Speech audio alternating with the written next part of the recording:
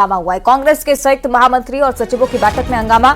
सूत्रों के मुताबिक जमकर ब्लेमिंग की जा रही है, आरोप लगाए जा रहे हैं। कई लोग जोगी कांग्रेस के लिए काम कर रहे थे, इस प्रकार के आरोप भी। कुछ ने कुछ पर बीजेपी के लिए काम करने का आरोप लगाया है। सचिवों ने कहा है कि सरकार में रहकर हमारा काम नहीं हुआ, हम लोगों के बीच क्या मुंह लेकर जाएंगे। सूत्रों के हवाले से जानकारी। कांग्रेस की बैठक में जमकर गुस्सा फूटा है कार्यकर्ताओं का, पदाधिकारियों का। कार्यकर्ताओं का काम नहीं होने को लेकर गुस्से में दिखे हैं। एक पूर्व मंत्री कार्यकर्ता के गुस्से का शिकार हुए।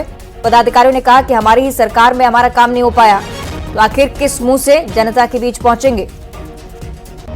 तो ये बड़ी जानकारी कांग्रेस एक तरफ जहां आकलन में जुटी हुई है कि आखिर हार क्यों हुई है, और उसी दौरान ये तमाम चीजें सामने आती हुई जो धीरे धीरे हार का कारण भी स्पष्ट कर रही हैं। अलग अलग पदाधिकारी जो इस आरोप के साथ इस बैठक में पहुंचे हैं कि अलग अलग पार्टियों के लिए कई और लोग काम करते हुए नजर आ रहे थे। अपनी पार्टी के कार्यकर्ता जो आधे जोगी कांग्रेस के लिए काम कर रहे थे, आधे बीजेपी के साथ मिले हुए थे। ये सीधे आरोप लगाए गए हैं। पार्टी नेताओं के सामने पूरी बात रखी गई है और कार्यकर्ताओं का यह भी आरोप है कि अपने ही काम हम नहीं करवा पाए हैं अपनी ही सरकार में, तो आखिर कैसे जनता के काम करवा पाएंगे, कैसे जनता को मुंह दिखा पाएंगे। हार की समीक्षा लगातार चल रही है कांग्रेस में और धीरे धीरे कर कारण सामने आते हुए अंतरकलह का जो जिक्र होता है उसको पुख्ता करती ये तमाम खबरें। सूत्रों के हवाले से जानकारियां मिल रही हैं कि बैठक में जमकर हंगामा हुआ।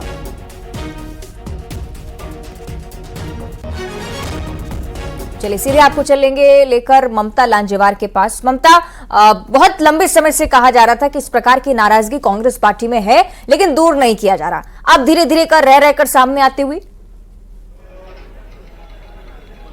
बिल्कुल, देखिए ये बात हो रही थी कि दिल्ली में बैठक हुई है, बड़े जो मिनिस्टर्स हैं उनकी बैठक हुई, लेकिन जो बाकी जो लोग हैं, उन संगठन के लोग हैं, उनको अपनी बात करने का मौका नहीं मिल रहा है और वो अपनी बात कहां पर रखे हार के बाद खास तौर पे। और यही वजह है कि आज 4 बैठकें हो रही है। तो पहली बैठक जो अभी खत्म हुई है, जो महामंत्री जो है उनकी बैठक और सचिवों की बैठक खत्म हुई है और इसमें जमकर हंगामा हुआ।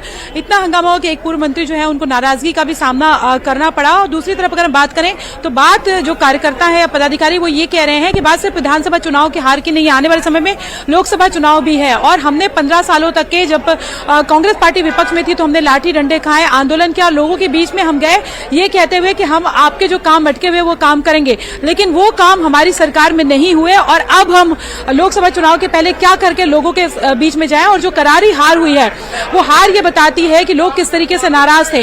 तो एक तरफ अगर हम बात करें तो कांग्रेस एक तरफ ईवीएम पे भी सवाल उठा रही है, लेकिन दूसरी तरफ अगर हम बात करें तो उनके जो संयुक्त महामंत्री और जो सचिवों की बैठक है उसमें जमकर इस बात को लेकर भड़ास निकाली गई कि न कार्यकर्ताओं के काम हुए, न हम आम लोगों के से जो वादा करके आए थे कि हम आपका काम करेंगे, तो अब हम इस स्थिति में नहीं है कि उनके बीच में जाकर बात कर सकें। और दूसरी तरफ अगर हम बात करें तो कार्यकर्ताओं ने इस बात को लेकर, जो जिन लोगों की बैठक हुई उस बात को लेकर भी नाराजगी जताई कि हमें लगा था कि जब कांग्रेस विपक्ष में है तो हमारे काम नहीं हो रहे हैं, लेकिन कांग्रेस पार्टी सत्ता में आई उसके बाद भी कार्यकर्ताओं के काम नहीं हुए। एक दूसरी तरफ अगर बात करें तो ये भी आरोप लगाए गए कि चुनाव के दिन कई लोग जो है, कोई जोगी कांग्रेस के लिए काम कर रहा था, कोई बीजेपी के लिए काम कर रहा था, यानी कि विपक्ष के जो पार्टियां हैं उनके लिए काम कर रहे थे। और नाराजगी जो है वो साफ तौर पे थी, यानी कि पार्टी के भीतर जो गुटबाजी है वो साफ तौर पे चुनाव के दिन भी देखी जा रही थी। तो इन तमाम चीजों को लेकर जमकर हंगामा भी हुआ।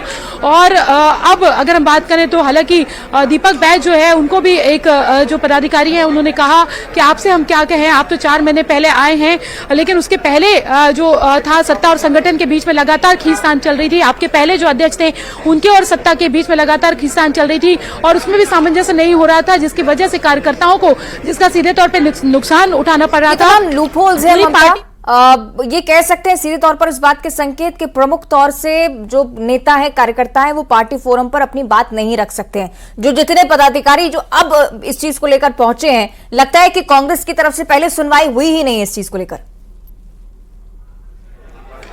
जाहिर तौर पर, और यही वो कह रहे थे कि कार्यकर्ता जो है वो उनसे बात करने के लिए कोई तैयार नहीं था, सीधे तौर पे कार्यकर्ताओं से बात नहीं की जा रही थी। आप सर्वे को लेकर एजेंसियों के भरोसे बैठे हुए थे।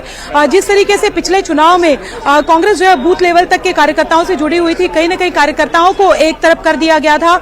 और दूसरी तरफ अगर बात करें तो एक दिमाग भ्रम में बैठा दिया गया था। आपने 75 पार का नारा दिया था, तो हर किसी को यह मैसेज आपके मन में था कि आप 75 पार करेंगे, और यही वजह है कि आप किसी को लेकर कुछ भी सुनने को तैयार नहीं थे। दूसरी तरफ अगर बात करें तो कई लोगों ने इस बात को लेकर भड़ास निकाली कि पार्टी के भीतर ही ये था कि आप इसके आदमी हैं, आप इसके व्यक्ति हैं, आप इसके नजदीकी हैं, आप उसके करीबी हैं। तो लोग एक दूसरे को निपटाने के चक्कर में थे। अगर कोई किसी के करीब नजर आता था तो दूसरा उसकी बात सुनने को तैयार नहीं था। और साफ तौर पे ये कहा गया कि पार्टी के भीतर जो है वो गद्दारी की, खुलकर गद्दारी की गई है और यही वजह है कि उसका नतीजा जो है इस करारी हार के रूप में सामने आया। अब अगर हम बात करें तो ये तमाम लोग जो है, सचिव जो है या प्रभारी महामंत्री है, उनका साफ तौर पे कहना था कि पहले हमसे इंटरेक्शन करने की कोशिश की ही नहीं गई। हम जिस भी बड़े फोरम से बात करने की कोशिश करते थे हमको अवॉइड कर दिया गया। अपने इर्द गिर्द ऐसे लोगों का घेरा बनाकर रखा गया जो केवल अच्छी बातें करते थे, जो मीठी मीठी बातें करते थे और जो भी सच्चाई को बताने की कोशिश करता था वो कांटे की तरह हो जाता था। बड़ी चुनौती मानता मुझे लगता है कि लोकसभा चुनाव भी अब देखने वाली बात कि कांग्रेस इसे आपकी किस तरह से आगे हैंडल करती है। बहुत शुक्रिया आपका फिलहाल ये जानकारी साझा करने के लिए।